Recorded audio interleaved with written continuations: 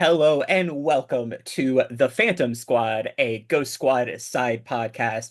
I'm your host, Adam. Just so you guys know, Brandon is doing fine. Brandon is okay. He is just taking a little bit of time for himself for the next little while. Hopefully, we will see him sooner rather than later. But as always, we have some amazing guests. You know him, you love him. From Face Off to Darth Maul, we have Rick Prince. How are you doing? Hello, just thank you for having unveiled me the back. uh just unveiled the newest cosplay with Yes. Mr. Imbo. Looked fabulous. We'll have pictures and all that in the description for everybody to check out. But Rick Prince, yeah. Thanks, man. Also, And always glad to then be here.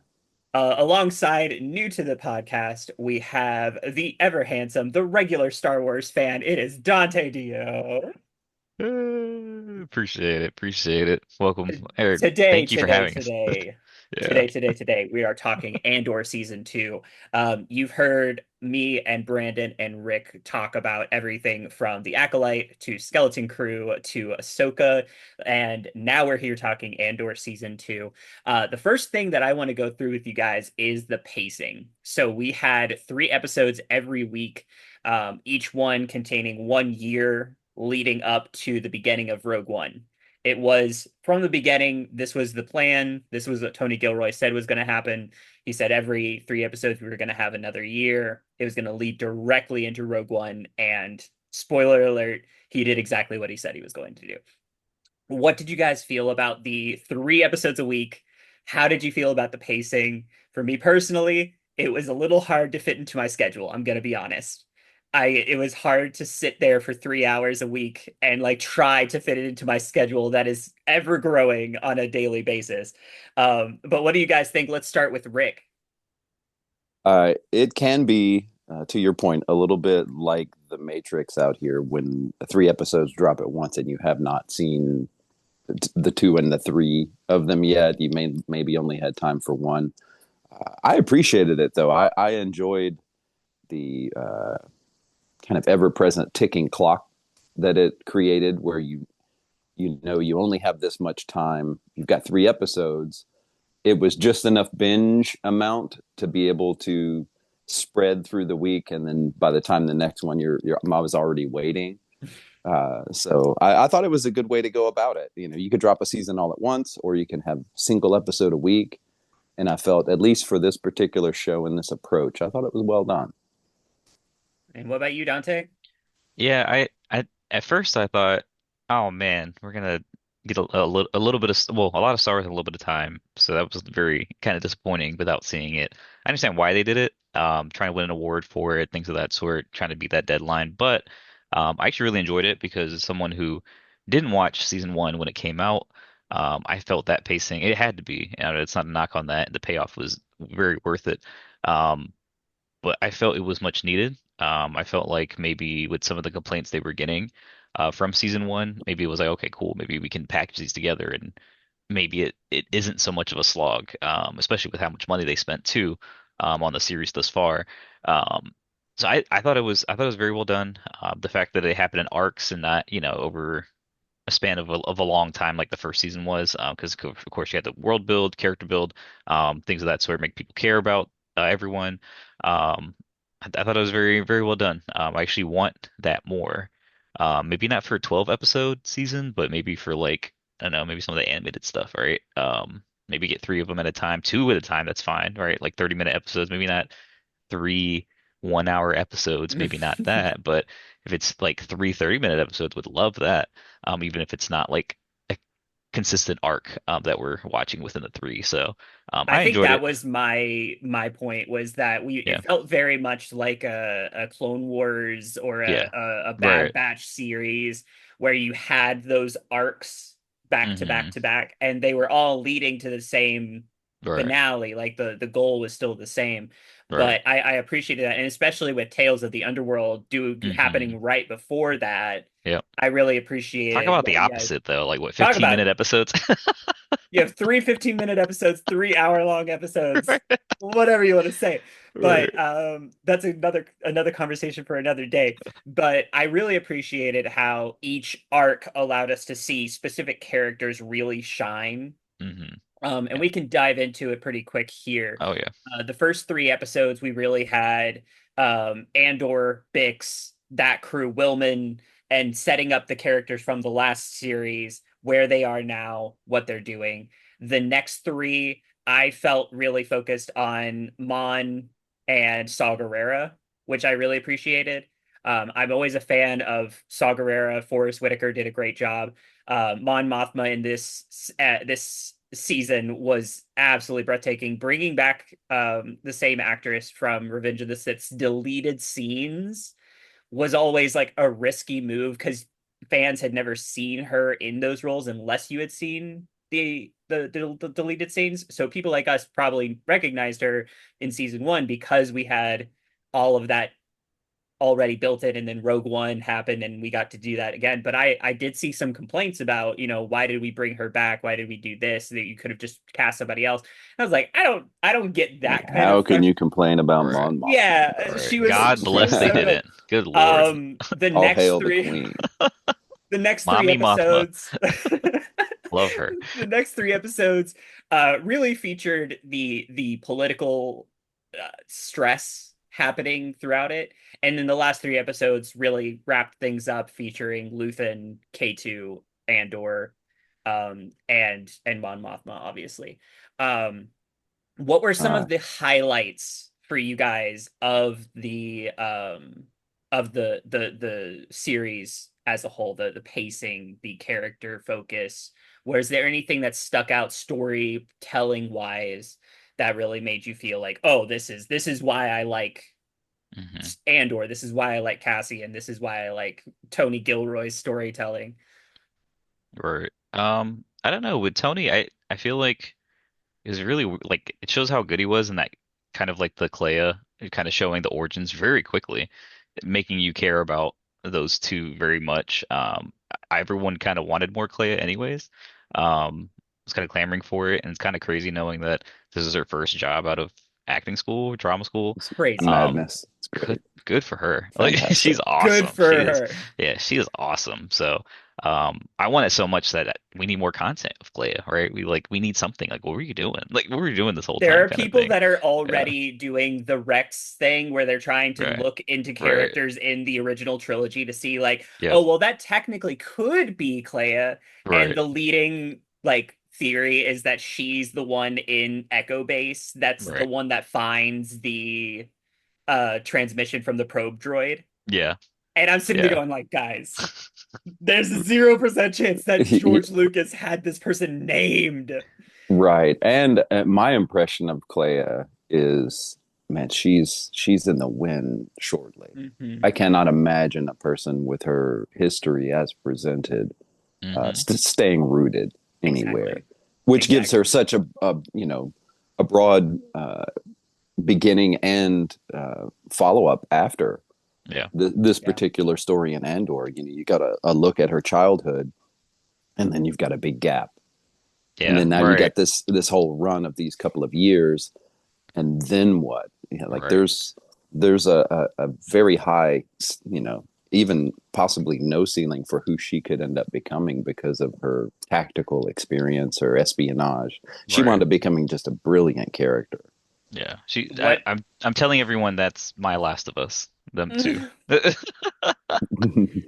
I think Like, for me, that character really lends itself to the more like Crimson Dawn storylines that they would be doing. If anything, with her, would be the underworld kind of like leaking the information hmm, between groups. I think that Rick has a, that'd be has a good fun. point that, like, she's not a character that I feel like is Han Solo or Lando Yeah. Calrissian that like sticks around after being separated from everyone. Right. And even with Cassian, you have that moment of just like, I gave up this to do this.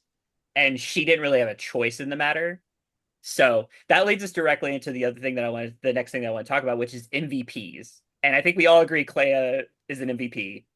Well, she sparked One it all. It's one kind of of the weird. Every, best characters yeah. in this whole series.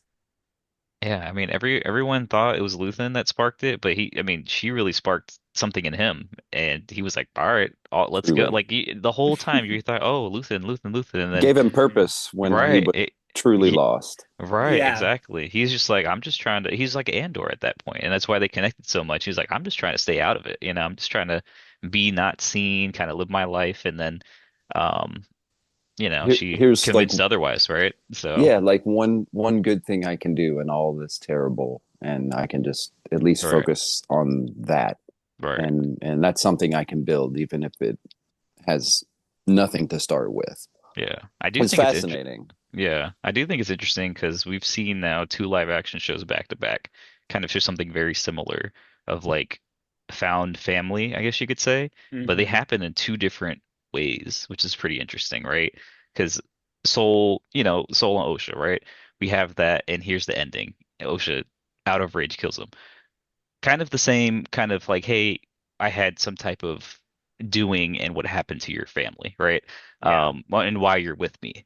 And then on the other side, Luthen and Clea, same kind of ordeal. I mean, she could see it was more of like out of remorse and stuff like that, but he was still very complicit uh, in the mission that wiped out, her people, but not just her family. And Yeah. she ends up having this connection. It's very interesting just to see kind of the stark contrast of it, even some of the influences that led both to have their endings where And they in are. between So that, it's you very interesting. have the opposite, I feel, in Skeleton Crew, where they feel they have found family with Jod, who turns on them fully multiple Right, times. And these kids, like, because they're kids, they continuously trust this man. And then, every time they get this right. up.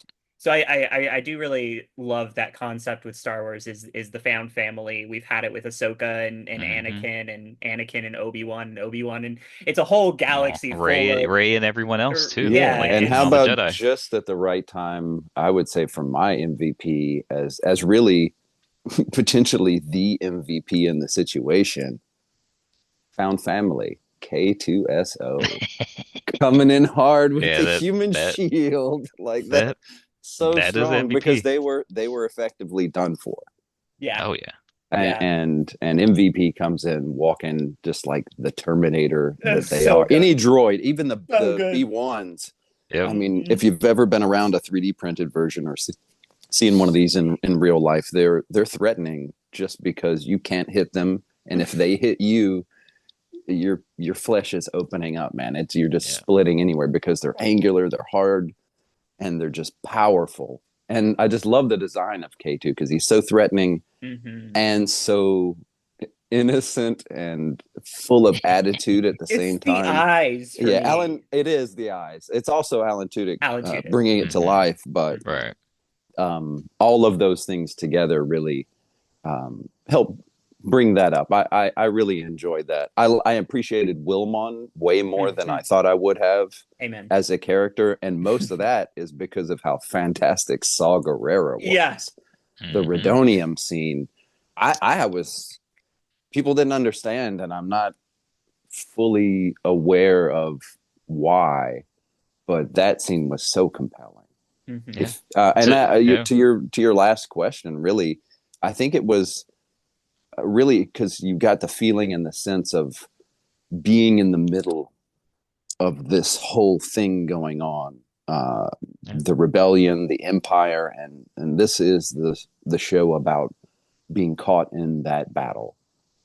Either Yeah. side, both Yeah. sides getting Yep. rocked heavily and fallout of like serious consequence.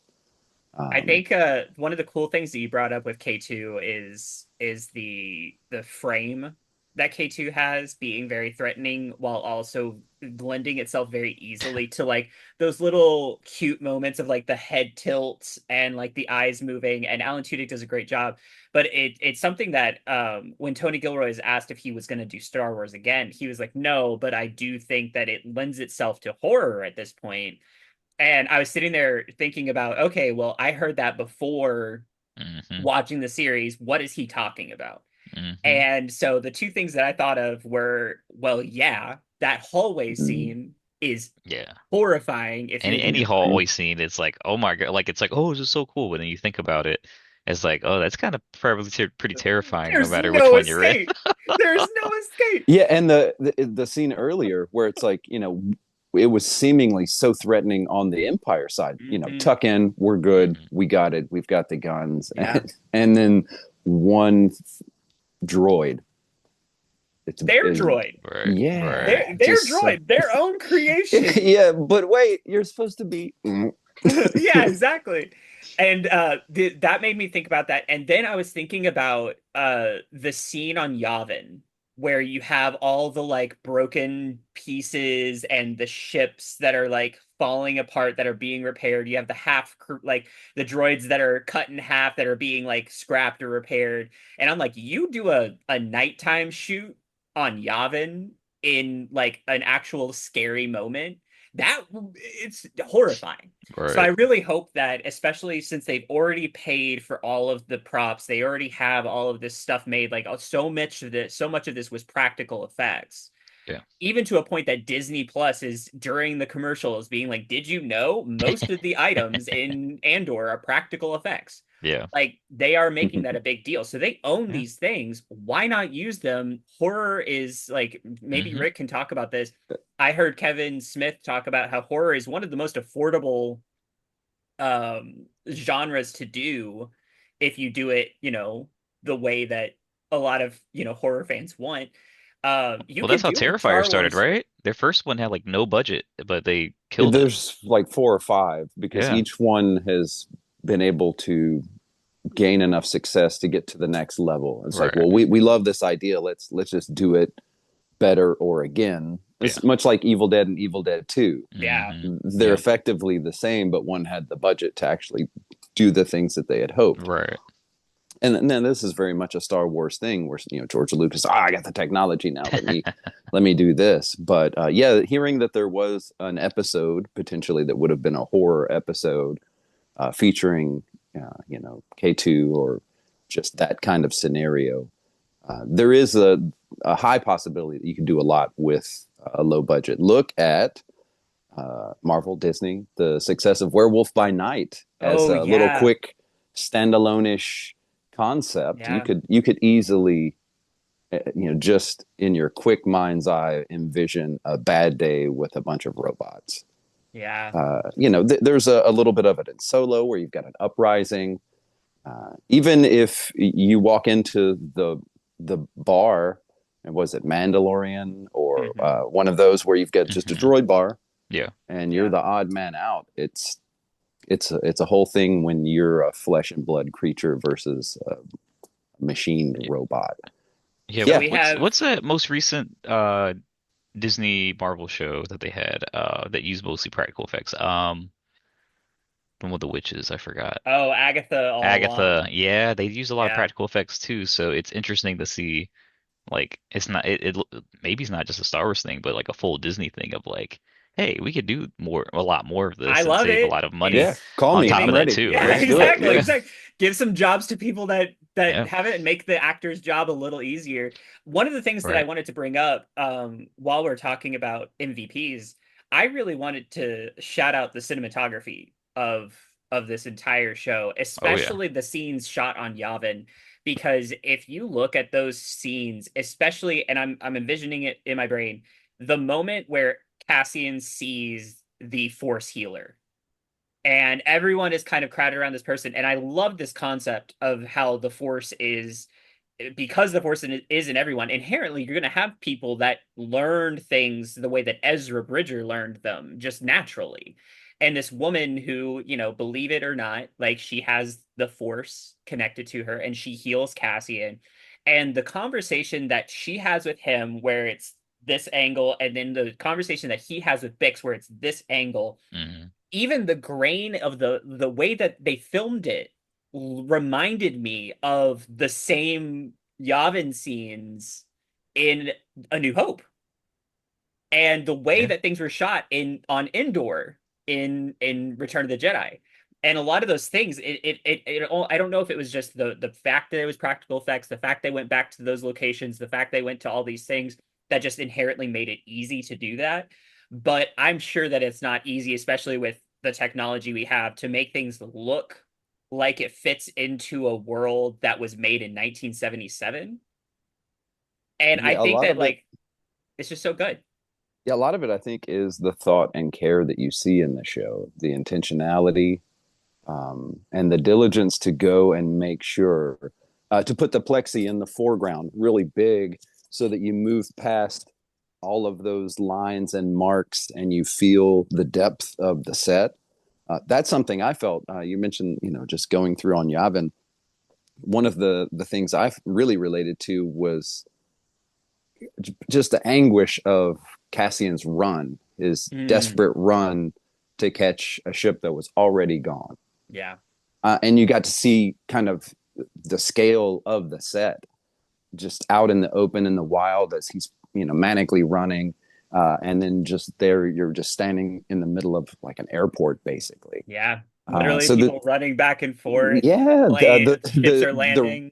the rain coming into the makeshift homes that they had built in short order, Yeah. just a lot of the different things just really felt real, across the board, even in the big digital hybrid composite sets when you're in Coruscant. Like there was some of that was captivating.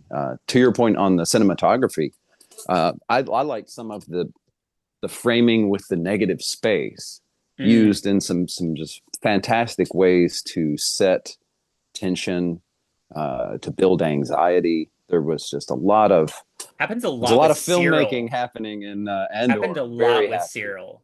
And I think Yes. that that's another one. These stories are very pertinent. I know that especially, Bill Skarsgård talked about this. Not Bill Skarsgård. What's his name? Stellan. Skarsgård. Stellan Skarsgård. There was a whole conversation that he had where when they were creating this, it wasn't what we have right now in the world that we have right now. And he was like, a lot of these things are just history. A lot of these things they based on the same things that George Lucas was basing things off of back in 1977. And things are still lining up. And so everybody's like, oh, they Disney wrote this because of this, and they're like, no, like Skarsgård was sitting there being like, this represented this and this represented this, and all these things were happening in the 30s, 40s, 50s, 60s. And if things are thematically similar, like learn from history.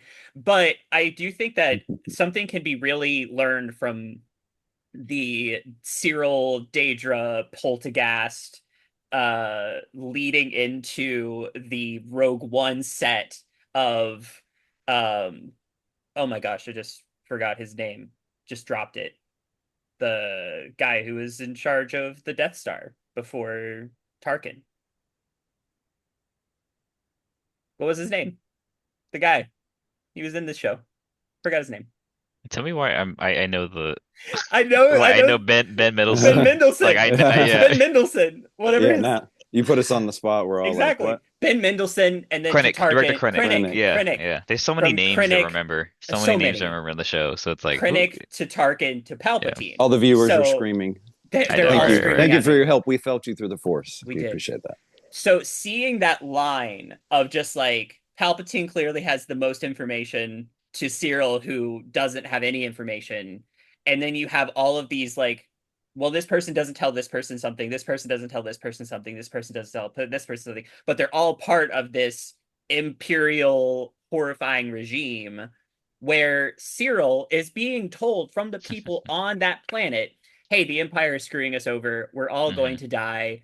If we do not fight this, we're going to die. And I think that what Rick was talking about really centered around like a lot of Cyril's scenes, and it made Yeah. everything feel so uncomfortable where you had all this extra space around him where he felt so small being the centerpiece of the scene still.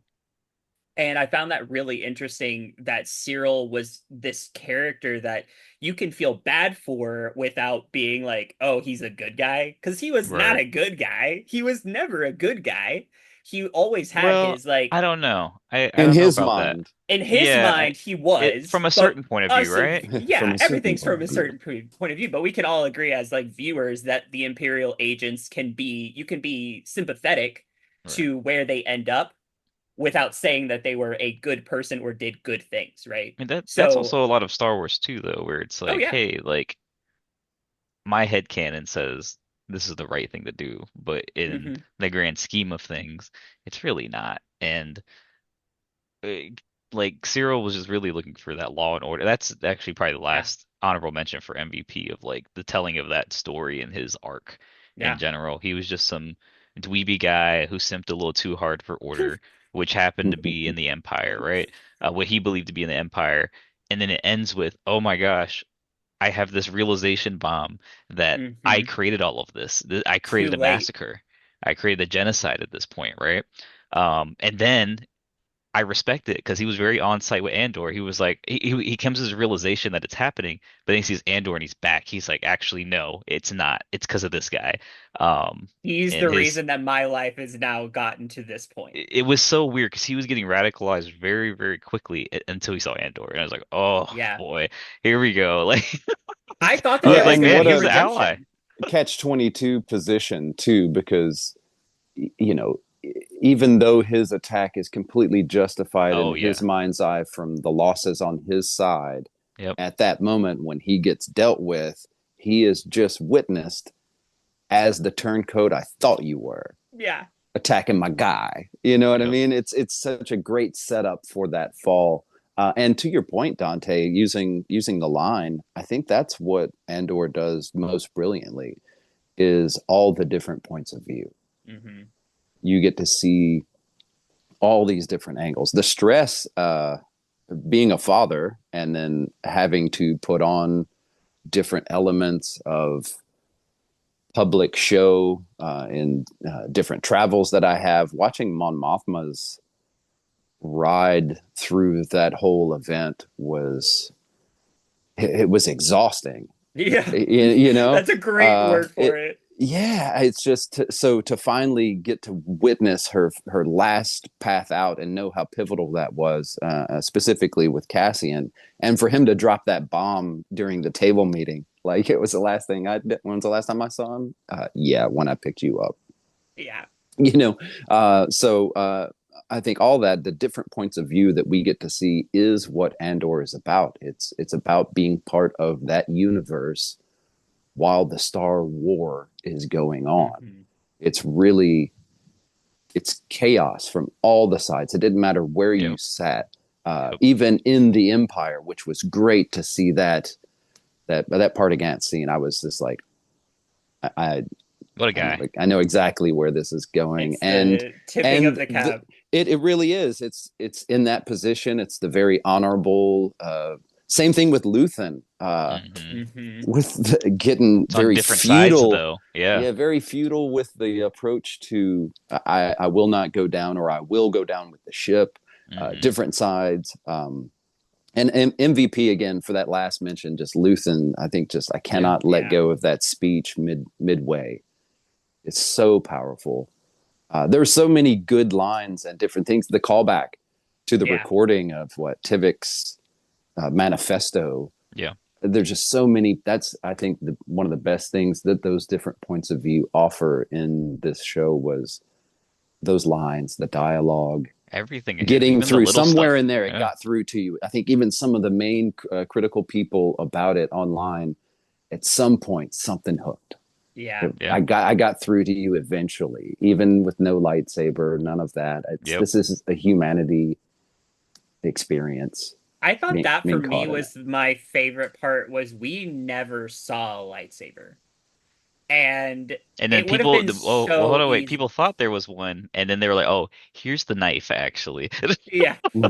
So that's kind of funny how Two things that that I happened. wanted to bring up real quick is speaking of Luthen, is that inside of Luthen's Antiquity shop. gallery, we Yeah, had a lot of little like Easter eggs. We had Plo Koon's mask, we had Queen Amidala's headdress, but the along that Gungan we head. had the Gungan head, and on Yeah, side of it Stark in there. was the Revan's, base. And having that plus them openly, loudly speaking of the Rakatan people Oh my gosh. was Come such on. a moment of just like, okay, we're getting close. We Yep, have reference to Revan and his Sith Empire. We have the Rakatan people being very clearly like stated open and honestly by a live action Star Wars moment. Do yep. you guys think that this, I know for a fact that there is still the KOTOR remake trying to happen, do you guys think that these little throwaway lines from both Dave Filoni and from Tony Gilroy now are leading us to opening up, especially with the High Republic ending? Do you think that that's going to open the door for them to start canonizing Old Republic content or start remaking Old Republic content? Should be. I mean, yeah. I mean, they've been doing this with Legends and trying to like make sure it's like very tastefully done. Yeah. And yeah, with the seeds that have been planted, yeah, I mean, it's going to come. I don't know if it's going to be in the next decade or not, but it has to. I think they found the formula though with Andor of finding like a director they trust and just giving them everything they need. Yeah. That's actually something that in a recent Tony Gilroy interview, he actually praised Kathleen a lot on this. Like, hey, she kept the show alive.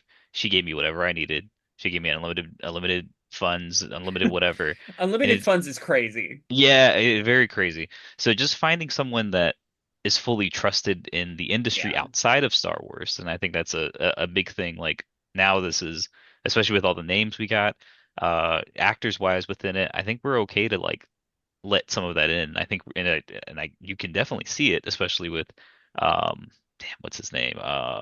Pretty boy who's going to be in the new Star Wars. That was Ryan Ryan Gosling. Gosling. Yeah, yeah, we're seeing it there. I mean, have you seen Yeah. a bad Ryan Gosling movie? So actors there, directors in general. So I think if they can allow the freedom and find someone they really trust, it has to happen. I mean, at this point, especially with a lot of like the merch coming out too, Hmm. um, that they're openly licensed merch with a lot of the kind of the Old Republic um, ties. They have to. It's too much money there. They just have to do it right, like kind of like this Andor, because it has to be serious. It can't be Yeah. that can't be anything super lighthearted.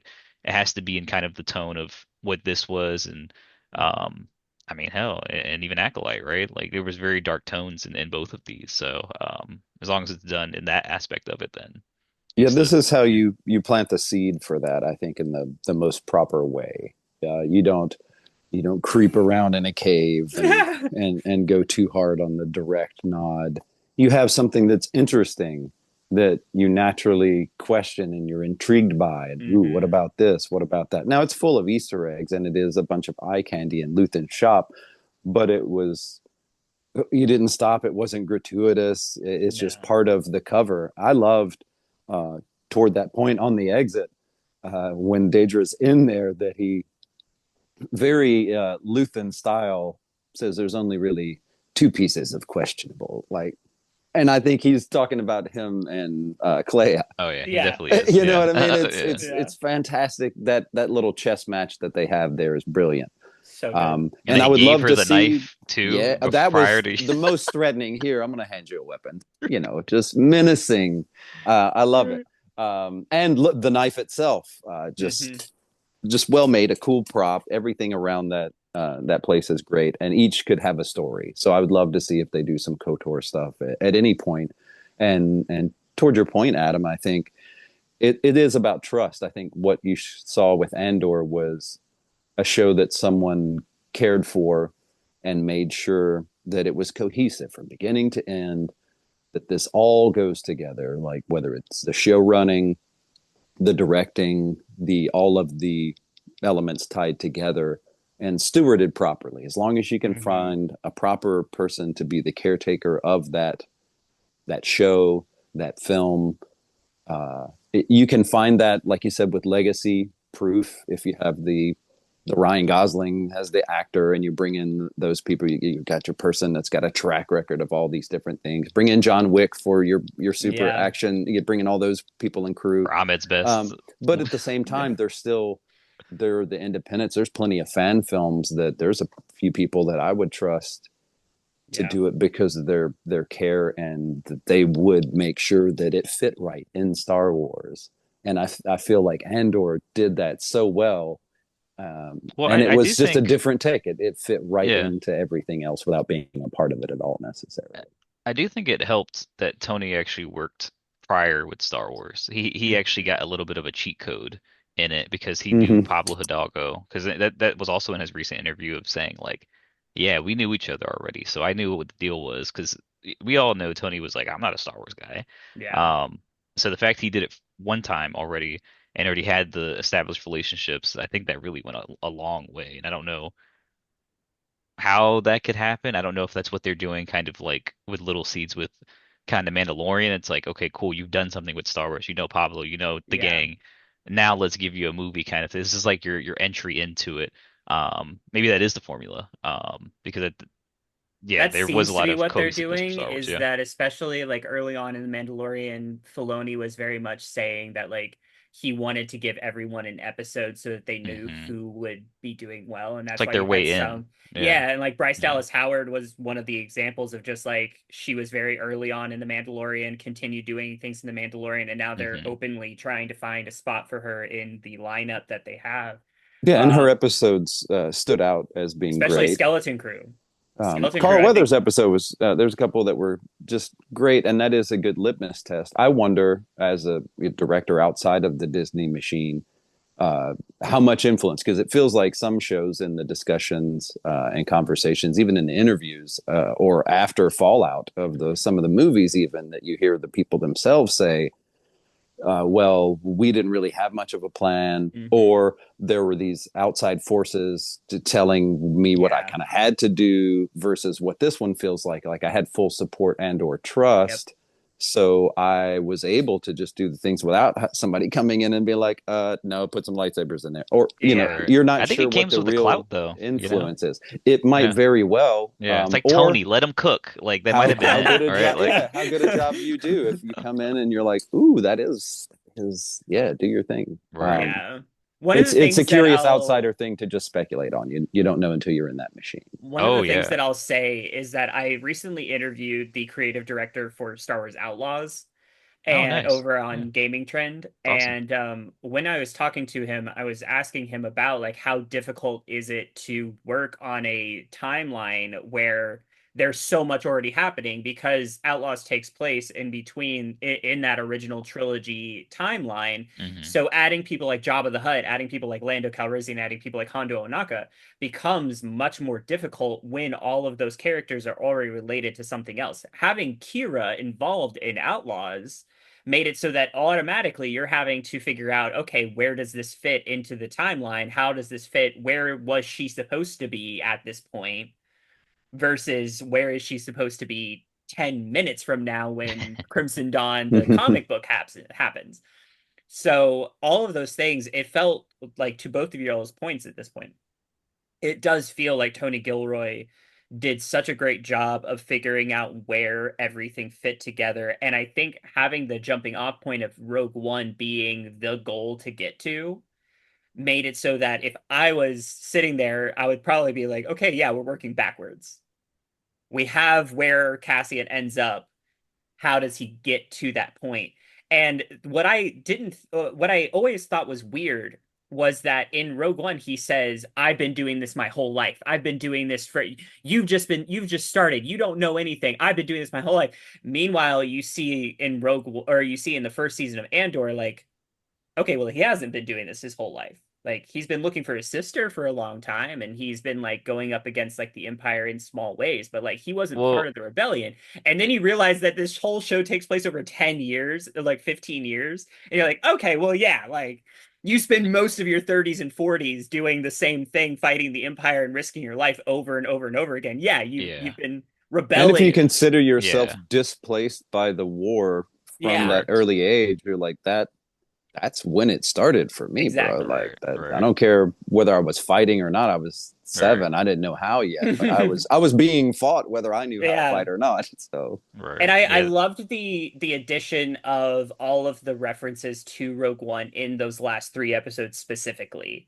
It was there was the continuation of Krennic saying things like, "How do you know the name Urso?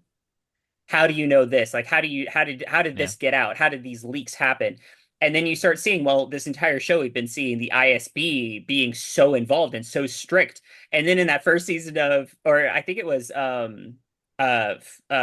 Forrest Whitaker as Saw Gerrera was sitting there Hmm. like, oh yeah, they're weak because they're overextending themselves. We could take advantage right now. And then you see also the opposite of like, okay, well, Saw's going to continue doing what Saw does, which gets him killed. We now Yep. realize that they warned him that something was happening on Jeddah and that he needed to evacuate. We now know that that was the case. So it makes him staying behind even crazier of just like a Saw, such a Saw move of like, no, no, no. Down with the I know ship. what my goal is. I know Yep. what my job is, and I'm going to do my job until the end, which is what he was doing in Clone Wars. Yeah. So it's like, ah! I think if you really pull back a little bit more and you catch both seasons and Rogue One all together, even right up in through episode 4, Mhm. you get to really see the Empire go, oh shit, Yeah. send everything. Like they really, because if you like right from this, if you go from Andor into Rogue One, you understand like Partagan's, Krennic, they're immediately like, somebody escape with the plans. Go to the point where you've got Vader coming down the hallway Yeah. like, I'm going to get what you have. You just see the escalation of the impact of the threat, that they know if anybody gets it, that's what, boom. Yeah. You know, you get to see the level of importance and the Empire's, oh shit, like they got, when Krennic puts the finger on her head, it's Yeah. Oh my gosh, which like it wasn't might as well have been scripted. a blaster. Like it's so strong. What a cool thought to do as an actor. And the impact and reactions were Hmm. just fantastic. But he knew, just like just the conversation they had before, and best of luck to you, bro. It's both our asses. So the last thing If that that gets I away, it's everybody's going down. the Yep. last thing that I want to bring up before we head off, we've had this is a great conversation. It seems like we all really enjoyed the entirety of Andor. Really loved Rogue One. Really loved Tony Gilroy and the choices that he made. Diego Luna clearly had a lot of influences on the second season. I really appreciated his work with it. But I've seen a lot of post Andor. We now have characters that we know and love. What happens to them? Some of them did join the rebellion officially, such as Andor, Bix, the cousin for Mon Mothma. I always forget her name. But we also have characters like Clea who never officially joined the rebellion at this point. Well, some of the things that I've seen are, well, it's kind of crazy that Luke and Han just magically become the ones that get the medal and like get to be Hmm. the leaders, and it just feels weird. Well, it's a team And effort, if you you know? think about it, with all of this, you had characters that were the faces and the representation and the understanding. You had Mon Mothma, you had Saw Gerrera, you had Harrison Dula, you had Admiral Akbar and Admiral Raddus.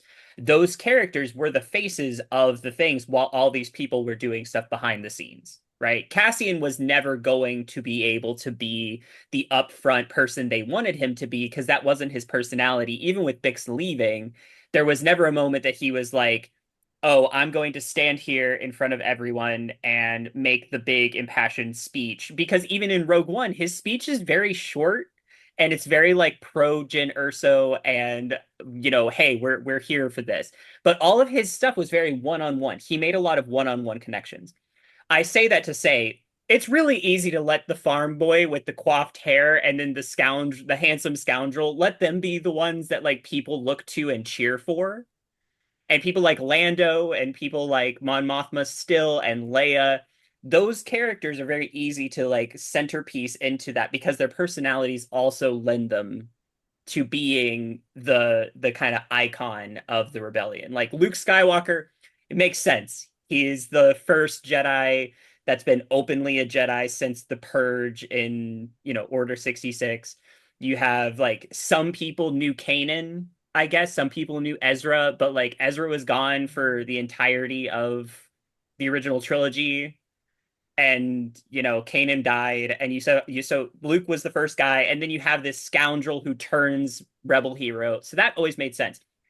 is there a character that you would like to see have any kind of, whether it be a comic book or a Tales of the Rebellion or an animated Tales of the Rebellion or anything like that where they continue those characters? Or do you want this to be we have their story, they made their impact, let's be done with these characters? Um, yeah, I mean, obviously Clea.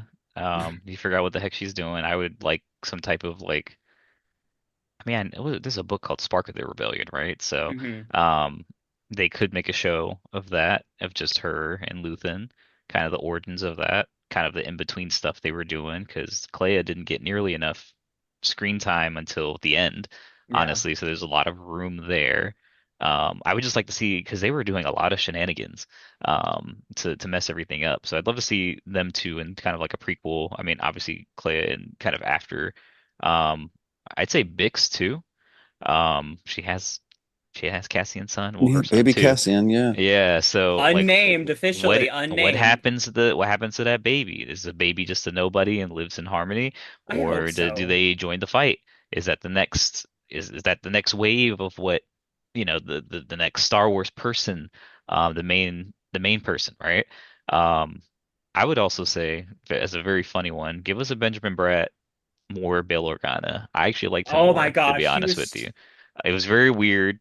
He's it very was weird. impactful in the small amount of time, and I was like, I kind of, I kind of like. I know it's recency Yeah. bias, but I kind of like him a little bit better. But um, I I don't love know. Jimmy Smits. Love Jimmy I love Smits. him, but But this I guy, didn't he know did I needed so a new. good. Yeah, I didn't know I needed a new Well, Bail Organa. But I think, yeah, Adam, to your point, why they put those two up, aside from being physically witnessed by a big group of your military doing the actual deed in a Hmm.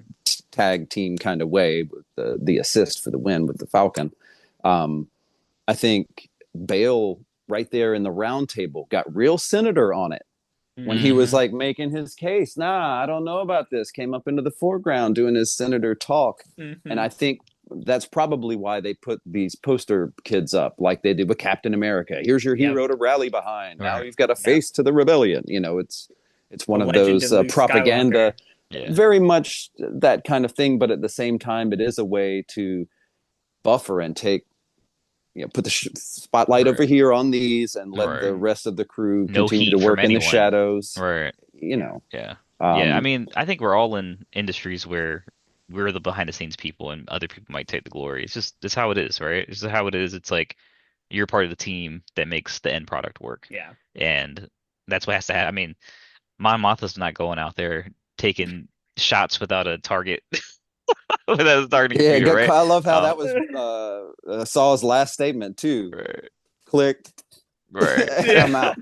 Yeah, right. I was hoping that we got to see a little bit with Saw toward the other stories. Oh I yeah. could see more Saw Oh yeah. Hmm. getting busy in the background of the rebellion all day, especially if one led to what happened, because I think most people feel like it had to have been something went wrong with the Redonia. Yeah. You Took know, one too much puff. Yeah. well, not even just that, because I love the idea of the portable gas station. Basically, in hmm the universe, they're out there. They can hit anything. They don't have to stop. They stay off the radar. They've got Yep. fuel, and they plug up to the wrong thing. Boom! True. Yeah. There goes. There's the metal legs. There's your Yeah. Yeah. way True. to deal Yeah. with it. There's all this background, and some of it I don't. Maybe I don't need to see that. Sure.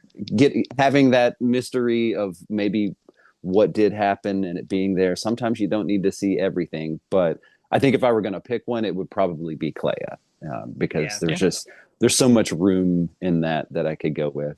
If it wasn't like Benthic, because he survives. I mean, give me some two tubes. Let's see what's going on with Yeah, the exactly, exactly. with the one brother that lives. He's got to be salty about everything.